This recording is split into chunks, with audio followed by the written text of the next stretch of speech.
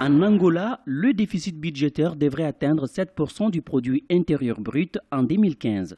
Deuxième producteur de pétrole sur le continent africain, l'Angola subit les conséquences de la chute du prix de l'or noir sur le marché international.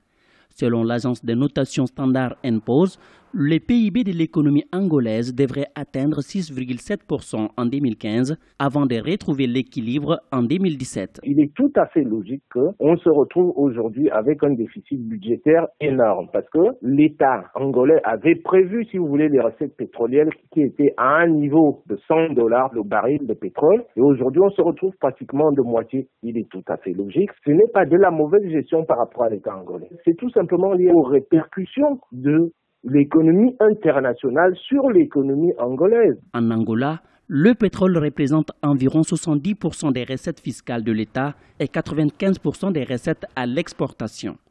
Le 14 août 2015, l'agence de notation Standard & Poor's a baissé la note souveraine de ces pays. La note de l'Angola a été maintenue à B+, une décision qui s'explique selon l'agence d'évaluation par la détérioration continue des positions fiscales et extérieures de l'Angola. L'Angola a investi énormément sur les infrastructures tous ces derniers temps, les infrastructures routières, hôtelières, aéroportuaires et tout ce qui s'ensuit.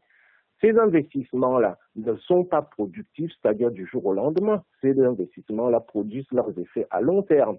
Donc, à partir de là, la note que peut donner une agence de notation, c'est une note, si vous voulez, instantanée. Parce que, en fait, ces agences de notation-là, c'est quoi? C'est pour satisfaire les marchés financiers. Des marchés financiers qui ont un horizon temporel qui est le court terme, c'est-à-dire pouvoir gagner le maximum d'argent sur leur placement. En juillet 2015, la Banque mondiale a accordé à l'Angola un appui financier de 650 millions de dollars. Objectif, aider le pays à stabiliser son économie.